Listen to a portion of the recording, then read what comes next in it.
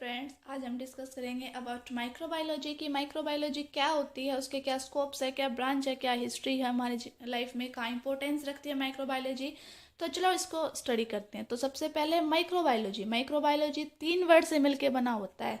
Microbiology, micro का मतलब होता है स्मॉल टीनी छोटे छोटे, बायो का मतलब होता है लिविंग या लाइफ जो जिंदा होते हैं, और लॉजी का मतलब होता है साइंस, मतलब कि जो माइक्रो ऑर्गेनिजम्स, जो छोटे छोटे लिविंग ऑर्गेनिजम्स हम देख नहीं सकते और लेकिन हम उसकी स्टडी करते हैं, तो हम उसे क्या कहते हैं, microbiology. Microbiology is the branch of science that deals with living organisms of microscopic size which cannot be seen by naked eyes। मतलब कि जो माइक्रो ऑर्गेनिजम्स हम नेक्ड आइज के थ्रू नहीं देख सकते, उन्हें सिर्फ माइक्रोस्कोप में हम ऑब्जर्व कर सकते हैं, उनकी स्टडी को हम कहते हैं माइक्रोबायोलॉजी। जैसे कि फंगी, बैक्टीरिया, एल्गी, प्रोटोजोआ और इन्फेक्टियस एजेंट, ये सभी क्या हैं, माइक्रो ऑर्गेनिजम्स हैं, और इनकी स्टडी को हम क्या कहते हैं, microbiology. Microorganisms are composed only of one cell और कॉलोनी ऑफ सेल्स। माइक्रोऑर्गेनिजम्स या तो एक सेल में होंगे या फिर सेल्स की कॉलोनी होगी। अब हमने पढ़ा था fungi, bacteria, algae, protozoa, infection agent, ये सभी क्या है, माइक्रो ऑर्गेनिजम्स है। अगर हम इनकी स्टडी की बात करें तो ये सारे माइक्रोबायोलॉजी नहीं होती, इनकी अलग अलग स्टडी होती है। जैसे वायरोलॉजी, बैक्टीरियोलॉजी, प्रोटोलॉजी, माइकोलॉजी और फाइकोलॉजी।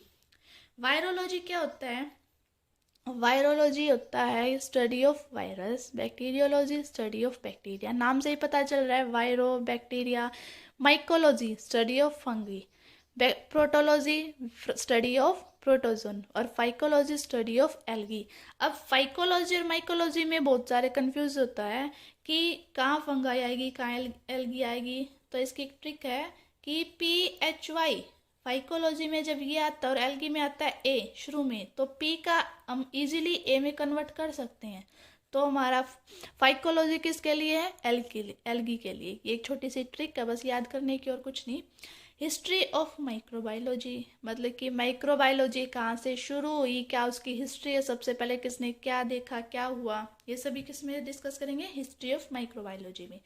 तो सबसे पहले बायोलॉजी की बात करते हैं, क्योंकि बायोलॉजी के अंडर ही माइक्रोबायोलॉजी आती है। अरिस्टोटल, अरिस्टोटल को फादर ऑफ बायोलॉजी कहा जाता है, क्योंकि इन्होंने सबसे पहले ये बताया था कि क्या लिविंग है, क्या नॉन लिविंग है। इन्होंने ये बताया था कि बहुत सारे ऐसे लिविंग ऑर्गेनिजम्स भी हैं जिनको हम देख ही नहीं सकते, और उन्होंने ये सब बताया था कि ऑर्गेनिजम्स लिविंग है और नॉन लिविंग है, और उनकी बर्थ और डेथ। बर्थ कितनी है, 384 BC, और डेथ है 322 BC, मतलब कि ईस्वी पूर्व।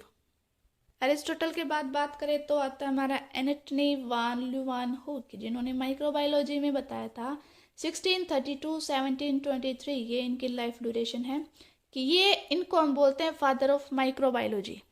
इनको हम बोलते हैं फादर ऑफ माइक्रोबायोलॉजी। क्यों बोलते हैं फादर ऑफ माइक्रोबायोलॉजी, क्योंकि इनको शौक था कि वो लेंस बनाए, उनमें से चीज़ों को ऑब्जर्व करें, माइक्रोस्कोप बनाए, ठीक है, इसलिए इन्हें हम फादर ऑफ माइक्रोबायोलॉजी बोलते हैं। और इन्होंने अपने लाइफ टाइम में, अपनी लाइफ ड्यूरेशन में 247 कंप्लीट माइक्रोस्कोप करके बना दिए थे, और 419 लेंसेज इन्होंने बना दिए थे।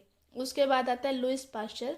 लुइस पास्चर की लाइफ ड्यूरेशन है 1822 से 1895 तक, और उन्होंने बताया था कि फर्मेंटेशन कैसे होती है, कैसे कोई भी माइक्रो ऑर्गेनिजम्स के थ्रू फर्मेंटेशन कैसे होती है, वो एक क्या होती है, माइक्रोबियल एक्टिविटी होती है, ये इन्होंने बताया था।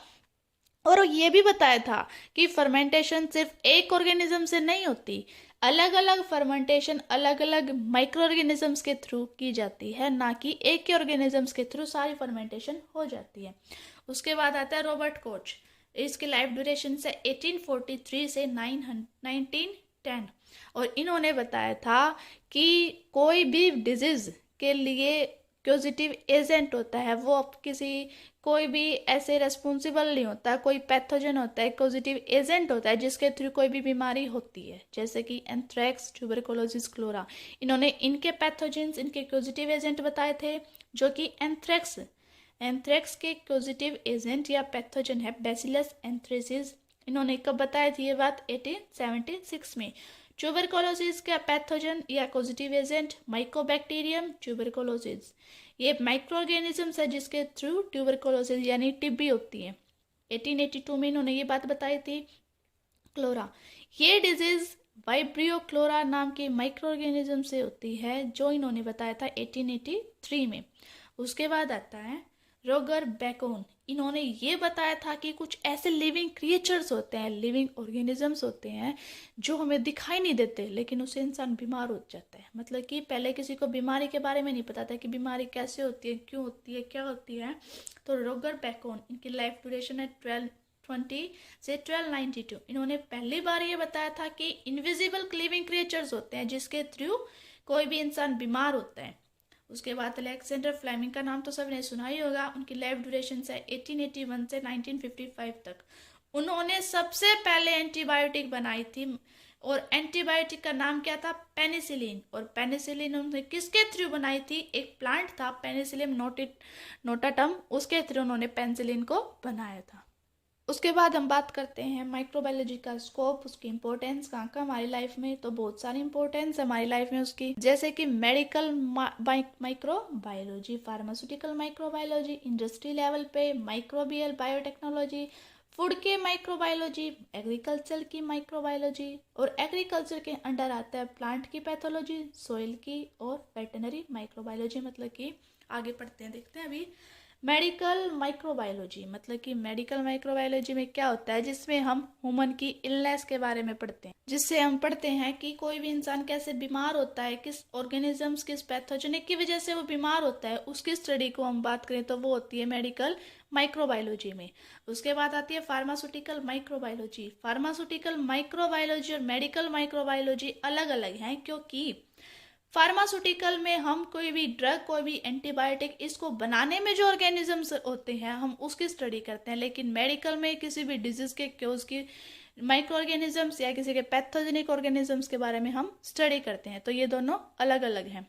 जैसे कि फार्मास्यूटिकल माइक्रोबायोलॉजी में स्टडी ऑफ माइक्रो ऑर्गेनिजम्स, ऐसे माइक्रो ऑर्गेनिज्म की स्टडी करते हैं जो कि एंटीबायोटिक बनाने में, एंजाइम बनाने में, विटामिन, वैक्सीन, सिरप बनाने में हम यूज करते हैं। उन माइक्रो ऑर्गेनिजम्स की स्टडी को क्या कहते हैं? Pharmaceutical microbiology.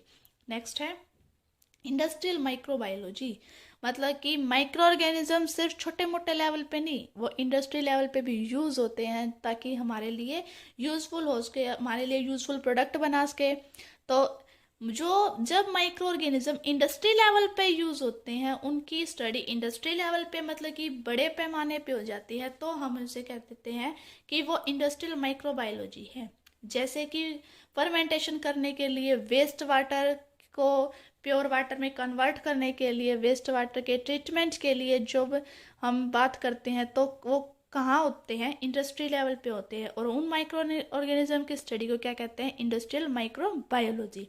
उसके नेक्स्ट है माइक्रोबायोलॉजी बायोटेक्नोलॉजी। माइक्रोबियल बायोटेक्नोलॉजी का मतलब है, बायोटेक्नोलॉजी देखिए नया वर्ड है, जिसका मतलब है माइक्रो ऑर्गेनिजम्स के बायो मतलब कि जेनेटिक, उसकी लाइफ, उसके मोलिकुलर लेवल को ही हम चेंज करते हैं ताकि हमें और भी यूजफुल प्रोडक्ट मिले, तो हम उसे कहते हैं माइक्रोबियल बायोटेक्नोलॉजी। नेक्स्ट है फूड माइक्रोबायोलॉजी, मतलब कि जिन माइक्रो ऑर्गेनिजम्स की वजह से हमारे फूड में इलनेस आती है, हमारा फूड स्पॉइल होता है, उसकी जब हम स्टडी करते हैं, उन माइक्रो ऑर्गेनिजम्स, माइक्रोब्स की जब हम स्टडी करते हैं, तो वो हमारा होता है फूड माइक्रोबायोलॉजी। नेक्स्ट है एग्रीकल्चर माइक्रोबायोलॉजी, मतलब कि वे माइक्रो ऑर्गेनिज्म जो हमारी एग्रीकल्चर में यूजफुल है, उनको, उनके स्टडी को हम क्या कहते हैं? Agriculture microbiology. मतलब कि ये कह सकते हैं कि जो यूजफुल है और जो हार्मफुल है, दोनों की स्टडी को भी हम एग्रीकल्चर माइक्रोबायोलॉजी में कह सकते हैं। Interactions between microbes and plant pathogenic, plant pathogenic और ऑर्गेनिजम्स के बीच का इंट्रैक्शंस या प्लांट और माइक्रो ऑर्गेनिजम्स के बीच का इंट्रैक्शंस, इसको क्या कहते हैं? Plant pathology. उसके बाद आता है सॉइल माइक्रोबायोलॉजी, वेटनरी माइक्रोबायोलॉजी। जैसे कि पहले ही बताया था कि सॉइल माइक्रोबायोलॉजी, वेटनरी माइक्रोबायोलॉजी, ये किसके अंडर आते हैं? एग्रीकल्चर माइक्रोबायोलॉजी के अंडर आते हैं। Soil microbiology the study of those micro organism that found in soil, मतलब कि जो माइक्रो ऑर्गेनिज्म सॉइल में मिलते हैं उनको हम क्या कहते हैं? Soil microbiology. उन माइक्रो ऑर्गेनिजम्स को स्टडी को कहते हैं सॉइल माइक्रोबायोलॉजी। वेटनरी माइक्रोबायोलॉजी क्या होता है? कि study of micro organism is veterinary medicine. जो मेडिसिन हम वेटनरी, जो जानवरों के लिए, पशुओं के लिए जो मेडिसिन यूज़ करते हैं, उनमें जो उनसे माइक्रो ऑर्गेनिजम्स होते हैं वो किसके अंडर आते हैं? वेटनरी माइक्रोबायोलॉजी के अंडर आते हैं। उसकी स्टडी को हम वेटनरी माइक्रोबायोलॉजी कहते हैं। आज की वीडियो में इतना ही। नेक्स्ट वीडियो में हम अपना अगला सिलेबस कवर करेंगे। थैंक्स।